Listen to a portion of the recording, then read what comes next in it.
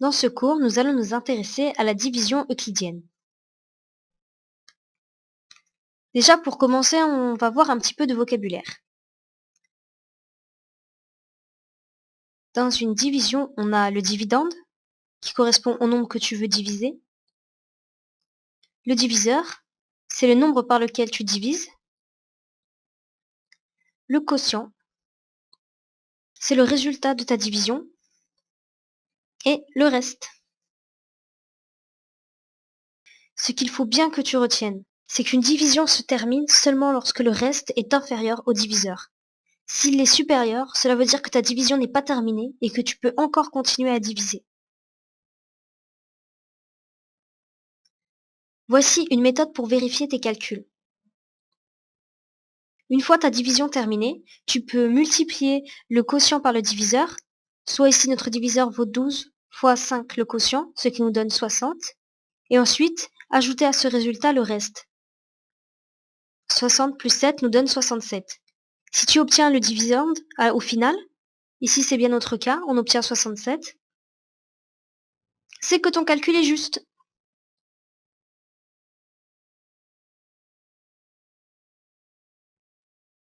Voyons un exemple. On va essayer de diviser 314 par 7. Première étape, on cherche combien de fois 7 est contenu dans 31. Qu'est-ce que ça veut dire ça en fait? Eh ben, ça veut tout simplement dire que l'on cherche par quel nombre on doit multiplier 7 pour obtenir un nombre qui est proche de 31. Par proche, on veut dire soit égal à 31, soit un petit peu inférieur à 31, mais jamais, jamais supérieur à 31. On va faire quelques tests. 7 fois 4 nous donne 28. Ça semble une bonne solution. 7 fois 5, 35. 35 aussi est proche de 31. Mais comme 35 est supérieur à 31, on ne choisit pas cette solution. On choisit donc de multiplier 7 par 4. On écrit 4 sous le diviseur.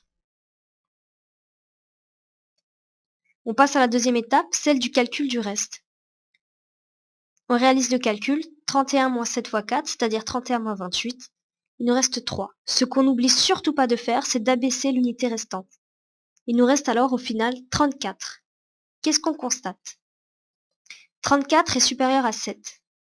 Du coup, la division continue. On cherche cette fois encore combien de fois 7 est contenu dans 34.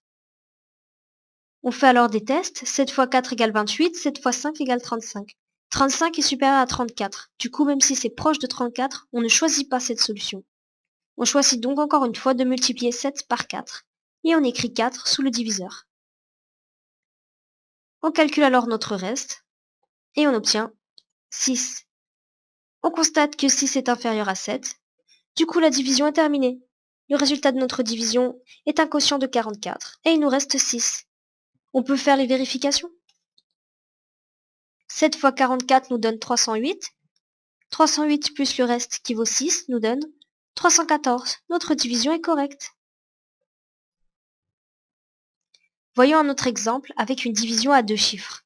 Ne t'inquiète pas, c'est aussi simple que précédemment. Ici, on veut diviser 1520 par 63. Première étape, on cherche combien de fois 152 contient 6. Mais on peut faire ça plus simplement.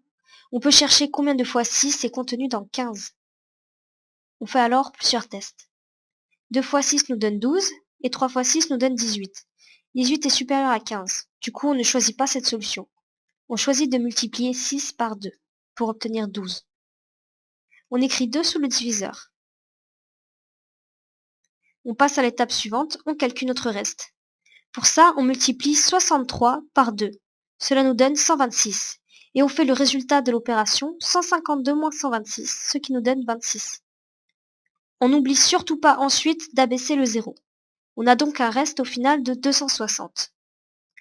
260 est supérieur à 63. Du coup, la division continue.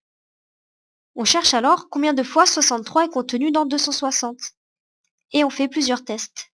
4 fois 63 nous donne 252 et 5 fois 63 nous donne 318. 318 est supérieur à 260. Du coup, on ne choisit pas cette solution. On choisit de multiplier 63 par 4. On écrit 4 sous le diviseur et on calcule le reste. 260 moins 252 nous donne 8. 8 est inférieur à 63. La division est donc terminée. On obtient comme résultat un quotient de 24 et un reste de 8. Voilà. À présent, tu sais tout sur la division.